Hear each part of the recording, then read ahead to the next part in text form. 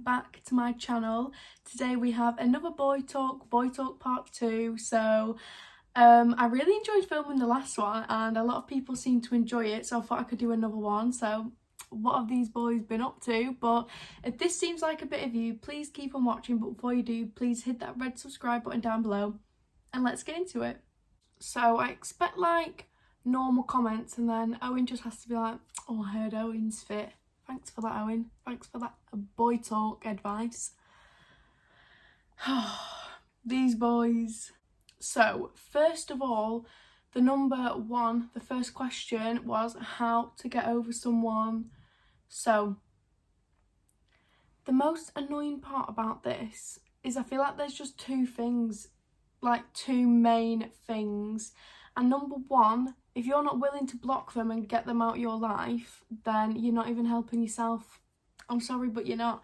How are you expected to move on from someone if you're literally looking at them, you've got access to their page where you can have a look how much fun they're having, and you have to get rid of them, and until you don't, you're just going to be sat there watching and you're not helping yourself. You've got to get rid. You've just got to block, or at least delete them. If you don't want to block them, delete.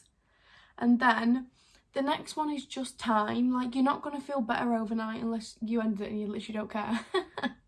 But you will not get over this overnight, and it can take time. It can take so long to get over someone. Like, I'm not being funny, I've wasted so long liking the wrong people, and it's annoying, but you just have to get through it. It's just life. Like, time is the biggest healer, and I used to hate it when people would say things like that. When I was going through like breakups or sad about certain people, I'd just be like, oh well, I want it now, and it's like, but it can't, and it'll just happen like that. You'll just wake up one day and literally not give a shit anymore, and it'll be amazing, I promise you. Also, someone said red flags to look out for, and I saw a really good one on TikTok the other day that was like, if you have to Google their behaviour, I don't actually think I have done that. I've been with bad people, but I don't think I've ever Googled their behaviour. Celine's just sat there staring at me like, hello, can I have some treats? I fed you loads. Oh, that is just like, okay, these are mine. If they want to spend time with everyone else but you, and you're begging for their attention, like, if you have to ask them how to love you and tell them how to love you and they just don't do it, like, they're not making plans with you, they're not making effort with you, they're cancelling plans to see their friends, which, by the way, I feel like works both ways. Like, don't cancel on your friends and don't cancel on your mans. Simple. So I feel like they're quite big ones. I don't know, there's just a lot, like, especially with gaslighting, like, if they tell you things are just in your head, or like call you a psycho over small things and stuff like that, no. And I feel like there actually is a lot, but I tried to cover a few. But honestly, this is going to sound so funny, but have any of you heard the song Soulmate by Natasha Bedingfield? And she's like, who doesn't long for someone to like hold, I think? Who knows how to love you without being told? That is what you want. You don't, like, I'm not being funny. If you're in a relationship, you've never had one or anything like that, you want to treat them so well because you're so in love with them. And if they don't, also, I mean, like, if you are first, this is one for me as well, but I feel like a lot of people might not agree with, but if you're first speaking to someone and there's that little time where you both really fancy each other but it isn't really much at the start, like, or if you're dating, I think it's really weird. Like, I wouldn't pursue it any further if they'd got with anyone else in that time, which there is the argument of that you're not together and you can't get angry. That is completely true. You're not together. But when you first like someone and you like them so strong and you want to be with them, you literally can't see anyone else around you. So if they could have gone near anyone in that time, like the honeymoon period, if they could have gone near anyone in the time where you're literally like, you can't keep your hands off each other and you're in the best place ever, that to me is a big red flag. And I think that's really weird because that's just not okay. Okay, someone said, does height matter? And I feel like it doesn't to me. And I feel like it is for a lot of people. Like, when you first meet someone, first initial, like, attraction, first meeting with someone, someone's height can just make them attractive. Like, but to be honest, I've met a lot of people that are, like, really tall, but that's literally their only personality trait. You know what I mean? Like, I feel like it automatically depends on connection, and height is just a bonus or not. If I'm going to be honest, like, I prefer it when someone's taller than me, even if it's just a little bit taller than me, but I'm literally 5'2", so everyone is basically taller than me. But I feel like a lot of people want someone that's really, really tall, and they always think that in their head, but then they'll end up settling down with someone who is their similar height or something like that because they found someone that they've made a connection with. But a lot of people I've got with is just, I don't think I've ever been, like, in a relationship with anyone over 6'4". But yeah, I mean, if height is so important to you to the point where it's, like, overcoming connection, like how they treat you and stuff like that, it's literally just your preference. But for me, it's not really that much of a big deal, like, at all. But then again, I feel like a lot of girls that are taller than me have boyfriends a little bit smaller than them or the same height, and that is literally fine. But I don't think they'd want a different, like, I'm just being honest, I don't think girls would like a very big difference of the girl being really tall and the guy being really small, unless that's their preference, which is not really fair, but it's literally just what people like, and I feel like it's just life, isn't it? Which is quite sad. But one is about personality and looks, and which do you prefer? But I feel like it has to be, like, both. I feel like it's really naive to be like, I don't care about looks, because when you are in love with someone or you fancy someone, they just look good no matter what, if that makes sense. Which is so weird, because I feel like it's weird when you fall out of love with someone, or you stop, like, having any sort of feelings towards someone, and then you just don't fancy them anymore because it was just that connection. But honestly, I feel like there has to be a balance. There's got to be, to even speak to someone in that way, there must be some sort of connection, flirtiness, like, you want to flirt with this person, you want to do stuff with this person, like, you want to know that you want to kiss them. You don't want to look at someone and just, they're not your type, they're not really what you want. But that is literally okay, by the way. Like, you're allowed to have preferences. It doesn't mean you're calling them ugly. It's just, to you, they're not what you'd find attractive, because everyone is allowed a preference. So, like, someone might really like blonde-haired boys, and that is fine. But yeah, I feel like you need to have a connection. Like, personality is so much more important in a relationship, because that is what keeps you there. Like, looks really do fade over time, so I think that's the most important. But you can't just be like, I don't care about looks, because everyone does. Like, you all do. Okay, another one which I actually find really interesting is, how do you, like, deal with the fact that you think that your boyfriend's friends are really bad people, but the boyfriend just doesn't see it? And personally, I think they just do, but they don't.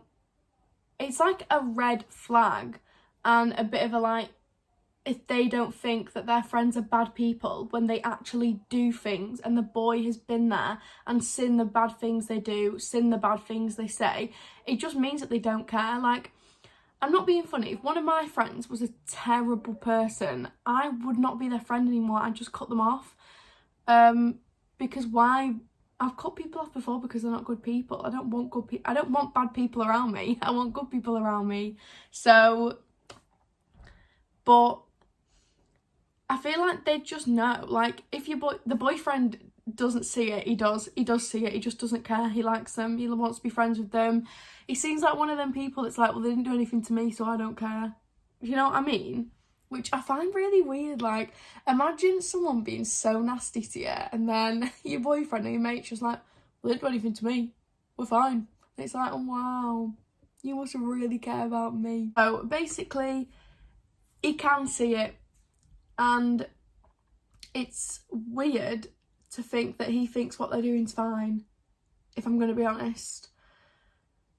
Because you don't want to be with someone that tolerates bad behaviour from their friends. So another one is how to know when to walk away. My friend put for a little bit of spice.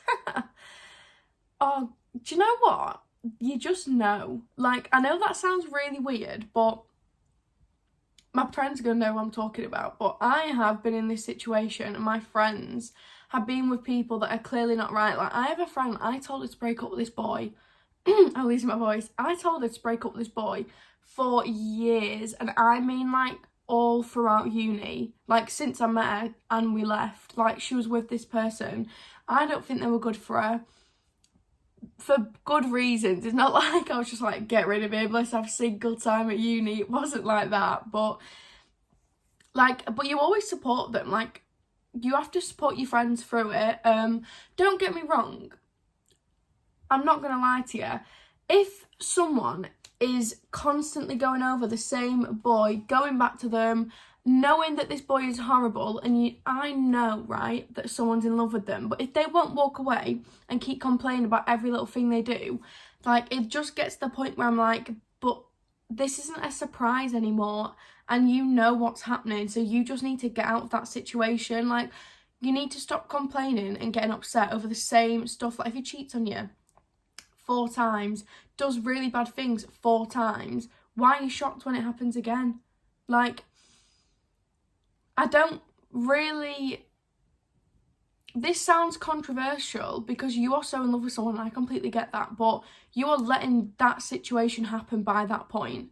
Not the first few times, don't get me wrong. I feel like a lot of people give people second chances, and I personally now, I did in the past, but now I would never do that, because for me it would never work, and I don't agree with it. But a lot of people do. But I mean, when it has gone on and it's literally getting to like the 6th, 7th time, you've got to leave that situation. Like, you can't complain about the situation because you know what's happening, and you have let yourself stay in this situation. Like, you have, and I've done that, and you know that you want to leave, but you love them, but they don't love you. So it's just one of them where it's a bit like, you're in the situation, you need to get yourself out of the situation and stop complaining to everyone that he's done something for the 6th time when it's not even a shock to anyone. But also,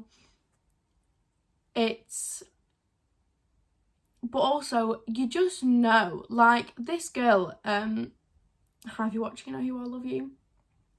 Like, she would never complain all the time about everything he did, but she just stuck with him, and she knew that she was going to leave one day. She was just scared, and that happens, and she has, and now she's happier because she waited till the right time. I feel like it's really hard to tell someone to leave someone because they probably won't, but they have to do it on their own, which can be frustrating as a friend or as a family member. It really can, but they will leave eventually, and it'll be the best day, and I'm throwing a party when we're allowed.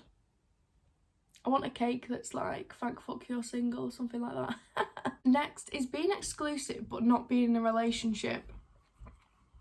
Again, I feel like that is really preference, because before you get with someone, that is probably what you should do. Like, I don't really see the point in rushing anything, because a lot of people change within a few months, or you can spend a lot of time with them alone and realise this isn't for you, or anything like that, which, again, like, it literally just happens. But if you're doing this for like a year and it's not really going anywhere, me personally would be like, no, it wouldn't even be a year. It'd get to like 6 months and I'd be like, I'm bored. Like, where's this going? Like, either do something about it or let me find someone that will. And that is my personal opinion. But I feel like a lot of people don't really mind that and they don't want the commitment, but you basically have it. It's literally there. If you're exclusive with someone, it's already there. Like, just say what you are. Just say it, because you are. But there might be a lot of people that just don't want to be boyfriend and girlfriend, but want the exclusivity. But I do think that's a bit odd, because you're basically getting everything without saying what they are. But then, does that mean you like them enough? Like, do you actually like them enough? Like, again, if you were really hurt in a past relationship, you should like this person enough to make it want to be something more. Or, I don't know. So, there are so many people in this world that will get with people only that they can see a future with, and there's the other half of people that will get with people, but no, they just want it for like a bit. And I feel like I'm one of them people that I wouldn't do that. I don't want to waste my time. I want to meet someone, I want to marry them, I want to do all that. I couldn't just get with someone knowing that it could never go anywhere. But I can't really say it from the other perspective, because they probably just don't really see it going anywhere. But as long as both parties are the exact same, like, we'll do this for like a year and then we'll go find someone else, or I just don't want to marry you or anything like that. Can you say that to someone? I don't even know.